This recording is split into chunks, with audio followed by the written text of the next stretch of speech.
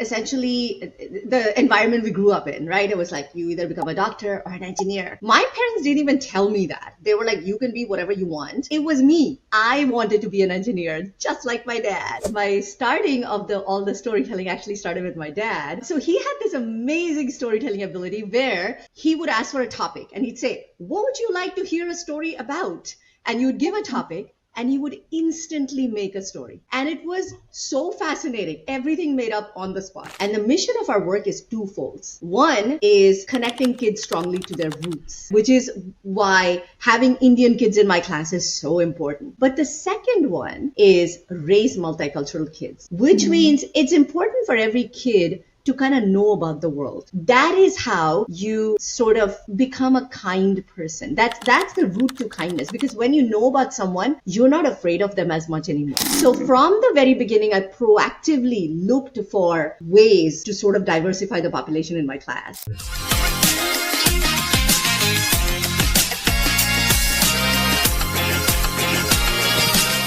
Imagine building bridges between cultures with nothing but storytelling and dance, where every child feels rooted and every adult rediscovers the joy of diversity. Please join me in welcoming Ajanta Chakrabarti, co-founder of Bollywood and Culture Group, a Chicago-based powerhouse in dance, publishing, and cultural education. Over the last 15 years, Ajanta has co-authored the award-winning Maya and Neil's India Adventure series, 15 titles and 90,000 plus copies sold, and earned the International Purple Dragonfly Book Award. She has championed ethnic dance awareness, holding a senior diploma in Bharatanatyam from Prayag Sangeet Samiti. She has guided parents and educators in raising multicultural kids. She has designed immersive cultural experiences for corporate dreams, recognized with multiple awards, including Corporate Women of Achievement and the V Awards for Best Dance and Music Company CEO, and many, many more. Under Ajanta's leadership, Bollywood and Culture Group has impacted 5,000 plus kids and adults through 500 plus workshops, all while making diversity joyful. Their work has been featured on NBC, ABC, Fox, The Sun Times, Univision, and many more.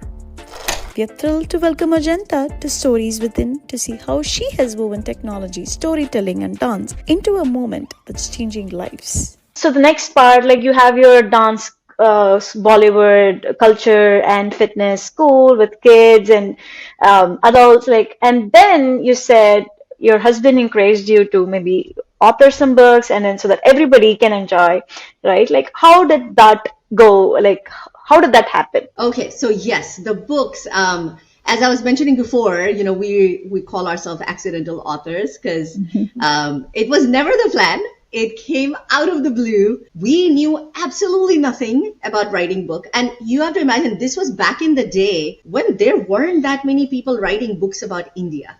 And the one of the ways that it started is because I had all these kids in my class, right? And like I mentioned, half of them were not even Indian. So I wanted to my curriculum, I wanted to add some books, and I started searching. And of course, one of the most popular topics is Diwali, right? Because it's like the thing that has the most amount of familiarity. I'm like, oh, let me find a Diwali book.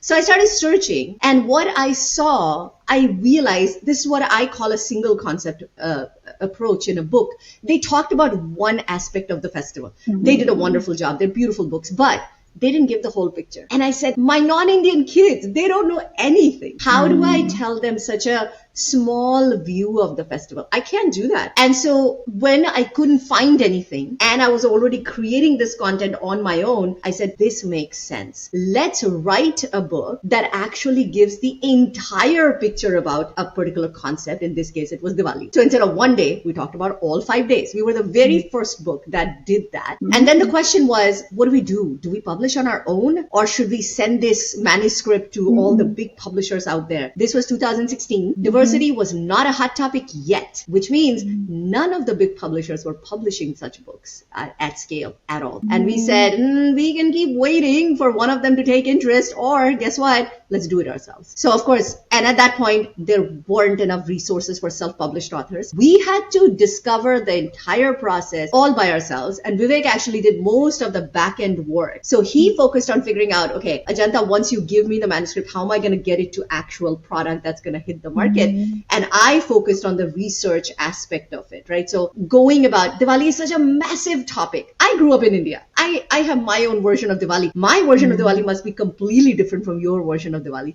How do you write in a way that everybody finds something to do? Something to relate. You used the word relatable before. That's exactly right. That's what we wanted. So I dug into the research. I looked at all 5 days. Even within 5 days, my gosh, there are like 15 ways to celebrate each day as you look around the country. Which one do you pick? And that was a really important decision point for me in all of the books, actually. One of the things we very intentionally did was to keep religion out of our books. How do you do that when you're talking about a book, about Indian culture? It's actually not that hard, because there are two ways to go about it. I can either write a book that says, you must pray to such and such God. That's a religious book. Whereas the other one says, let me tell you the mythological story behind it. Some people in India believe so and so, right?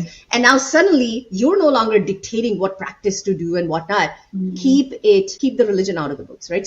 So all of those decisions is something that we faced right in the beginning, and we made those conscious decisions as we also learned the process of publishing the book. And then the biggest challenge to all of it is, how do you market it? People think writing the book is a big deal.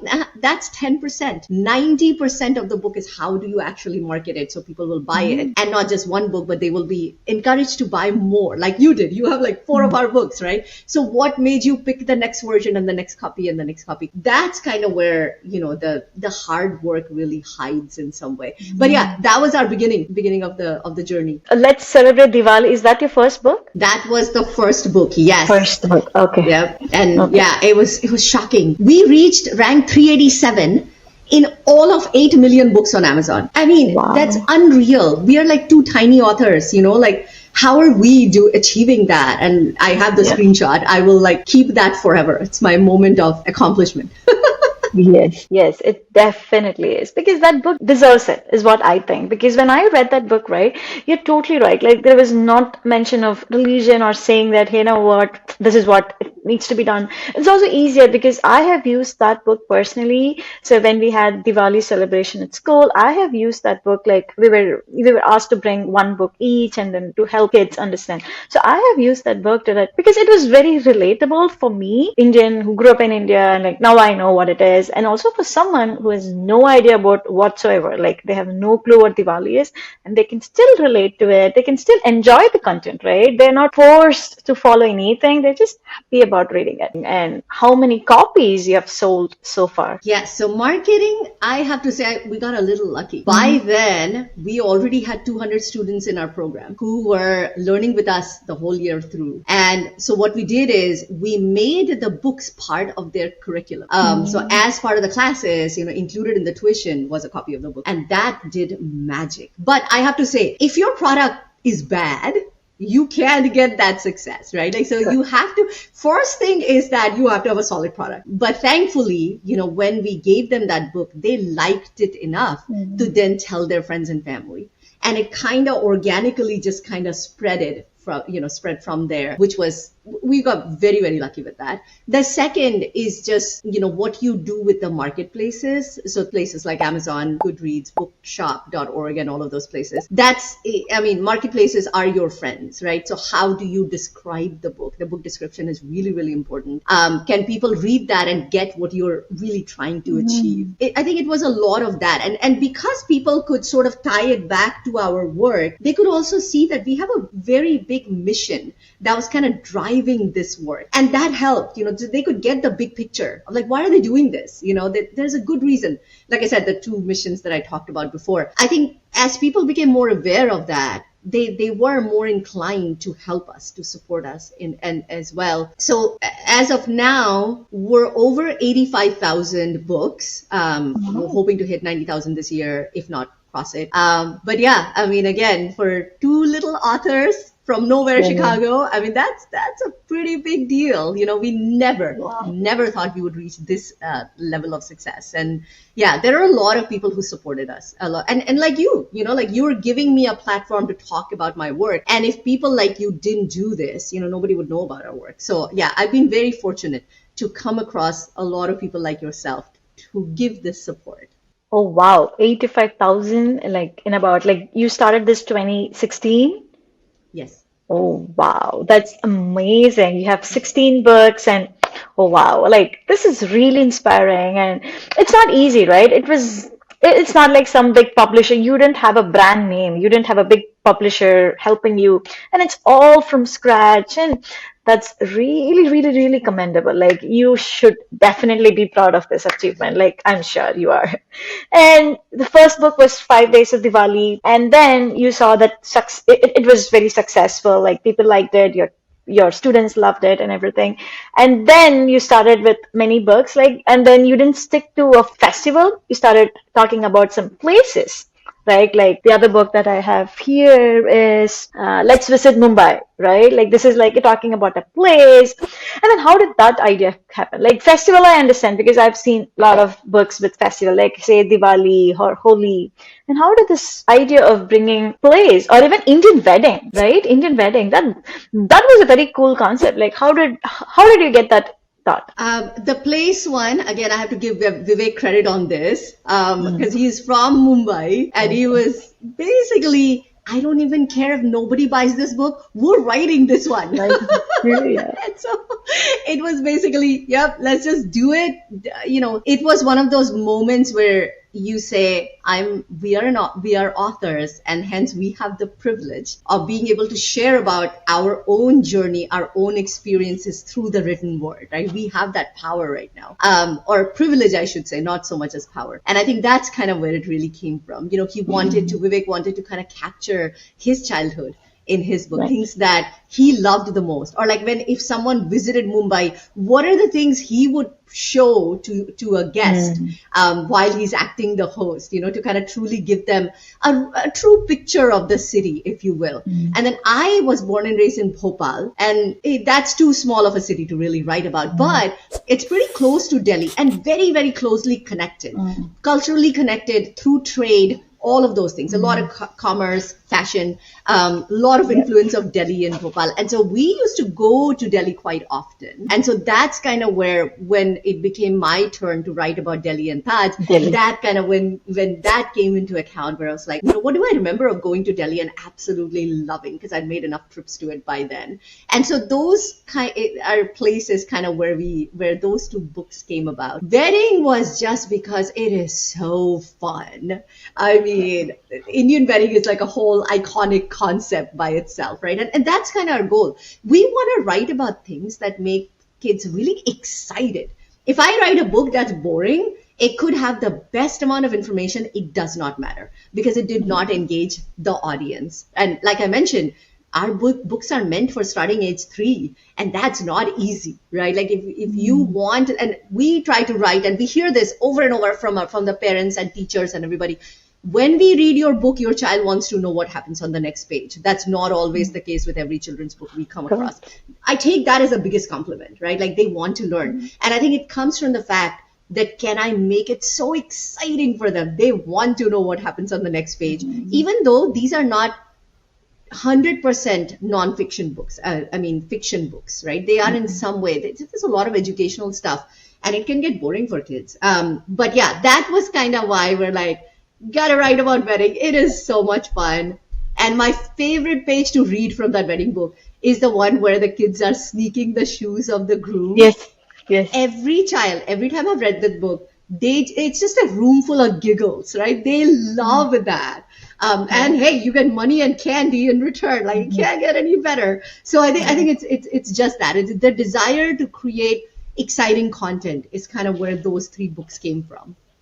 Yeah, I love those 3 books. So that's the reason why I asked about them. And then the wedding part, yeah, yep, good that you mentioned about the sneaking of the sandals because I wasn't aware of it until I read that book because in our culture we don't do it. So I wasn't aware of it. So when I was reading this, like I was like, oh, this is new. I've like you grew up in certain part of India and the culture is totally different from another part, right? I don't know if someone has said this to you or I don't know if you have realized it. To me, your book is like Cat in the Hat version, the Indian version of Cat in the Hat book because I love that series because again, it's very interesting. It's like page turner, but you wouldn't realize that you're gathering so much information. It's like an education book, but you never know that it's an education book. So your books are like that.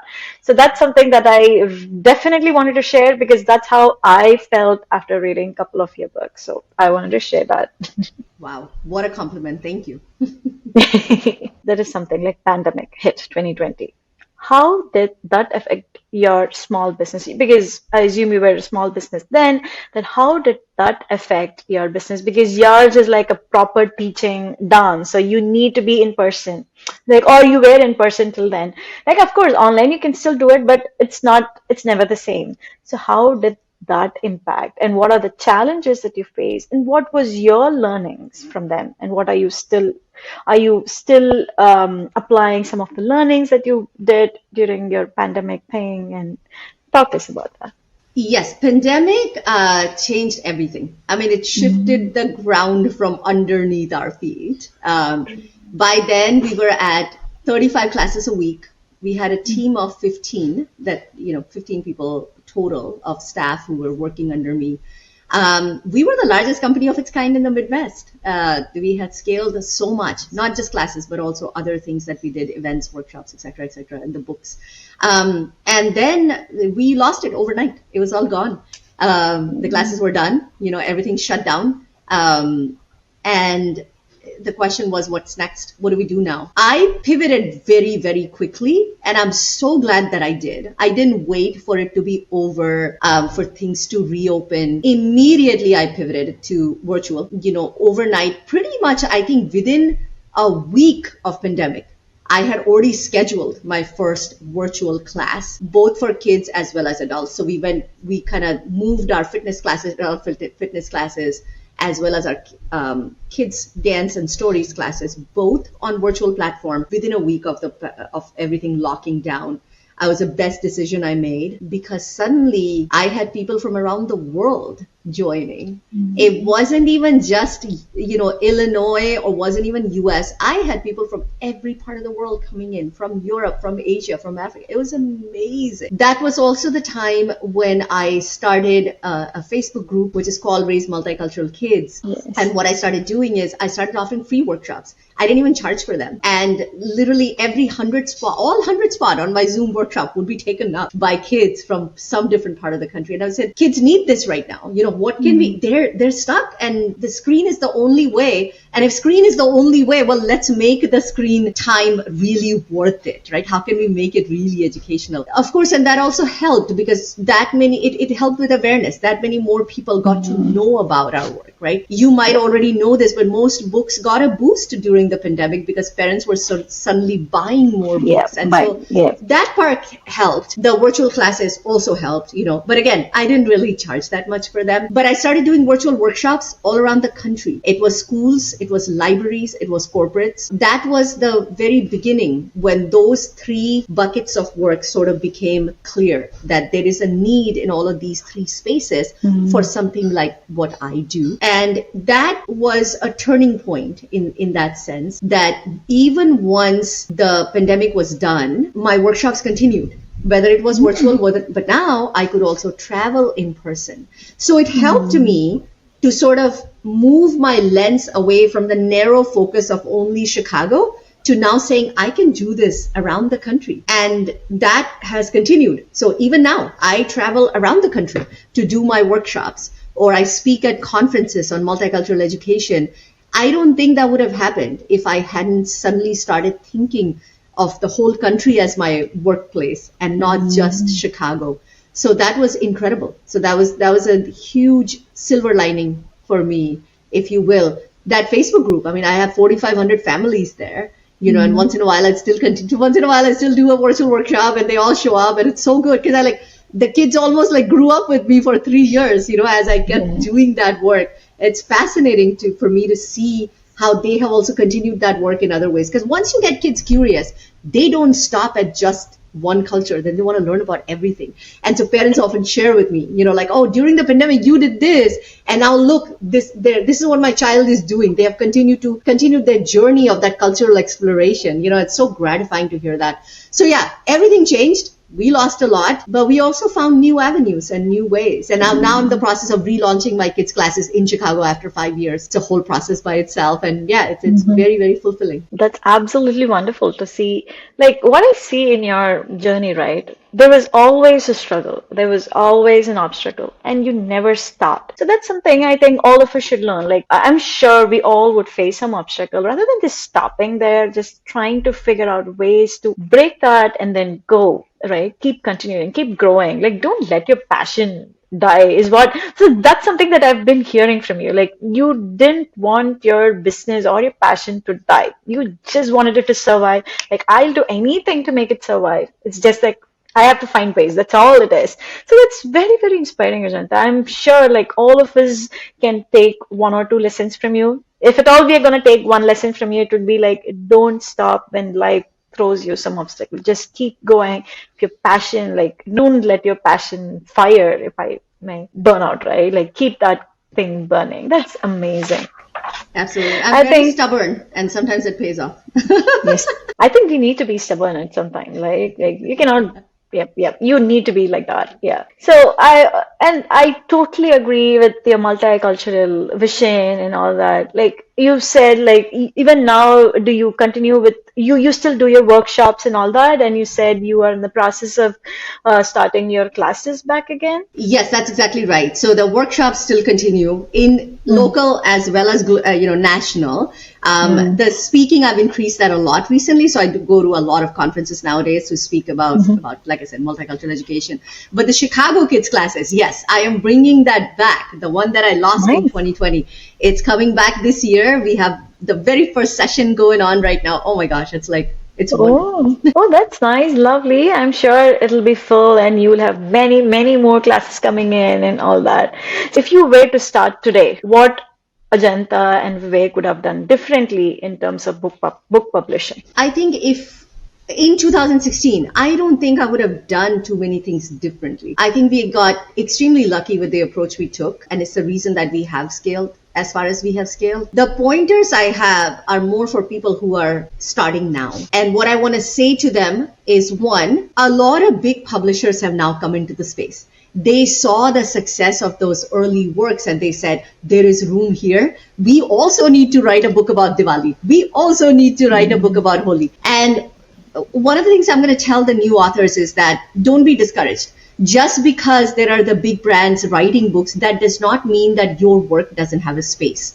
If you have a unique point of view, you are bringing something to the picture that, others might not have, covered yet. Go for it. And like authentically, boldly go for it.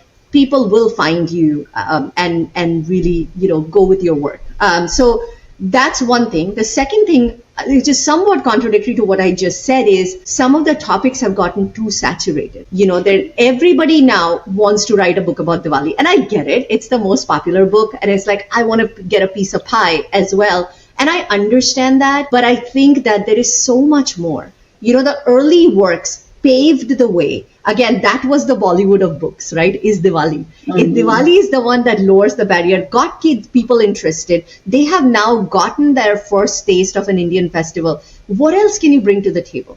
Don't keep writing about the same topic over and over, right? There are a million things to write about the Indian culture. Find something else. And if you're not an Indian culture author, it doesn't matter. You're in any kind of a niche topic. Don't keep repeating the same thing that others have already done. Find something new and unique. You need to create a unique brand for yourself. And that only happens when you're not simply copying off of the others. The third thing I want to say is, especially because I'm seeing a lot of the books right now, they're losing that battle between information and engagement. And there's so much information that the engagement is gone. And you look at their content and you see the influencers praising their work, but then you actually look at the book and say, no one's going to read that. It's just not as exciting. So I think all is not lost. It's harder to add information than to take out information. And so streamline your books a little. You cannot lose that balance between information and engagement. If you're writing for children especially, your books need to be engaging. And I'm seeing, unfortunately, a lot of books that don't really hit that mark anymore. So that would be one thing that I would say. And the last thing, because I have so much advice for authors, dedicate a decent amount of time for marketing. Like I mentioned before, 90% of writing a book is marketing. A lot of people think, I've written a beautiful book, I published it, I'm just going to sit and watch it just sell from everywhere. It's not going to happen, right? And so keep 50% of your time dedicated to just being able to market your book, and you're on your own. Nobody's going to sell your product as good as you do. Even if you're publishing with a big publisher, you should still be the number one brand ambassador for yourself. And so dedicate the time to that. Lots of preaching, but those are my advice.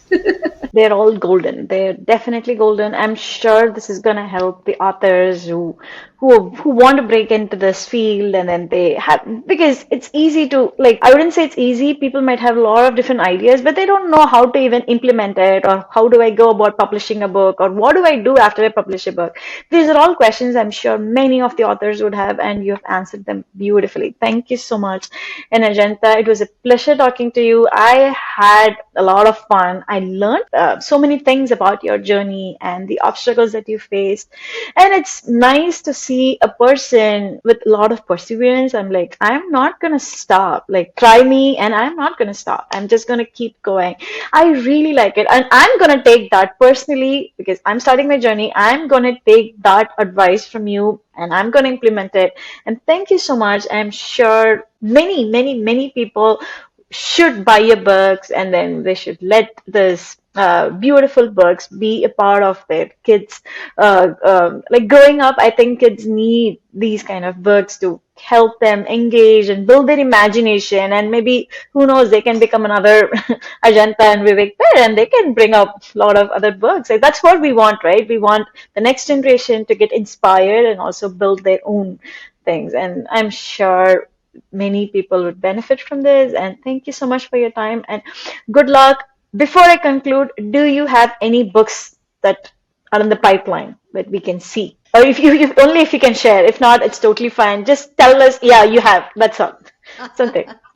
Yes, it is a little bit of a secret. Nice. There should be another one coming out. I am hoping we can manage that this year. We will see, with all the business relaunch and my speaking career taking off a little bit more. I'm struggling for time a little bit, but still, my hope is to write one book at least this year. We published the Rakhi book last year, so that was the most recent one. So this year, I'm hoping to write one more, but I can't tell you the title yet. You'll have to follow me to know that. Yep. I've already been following you. I hope everybody follows you so that we all know what's your next book. And I'm waiting. I'm definitely waiting to see what your book is. And I enjoy. Like, thank you so much, Ajanta. And I wish you all the best for all your future endeavors, for your speaking career, for your dance, and for your you're doing so many things, and for your book publishing and authoring and everything. I wish you all the best, and thank you so much for taking your time out of your busy schedule and talking to us. Absolutely. Thank you so much. It was my pleasure and honor. I'm so thankful for the opportunity. Take care.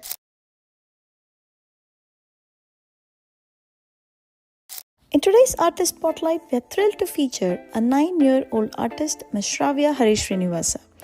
Under the guidance of her mentor Sweety, Shraavya's creativity blossoms into breathtaking pieces that celebrate the beauty of everyday life.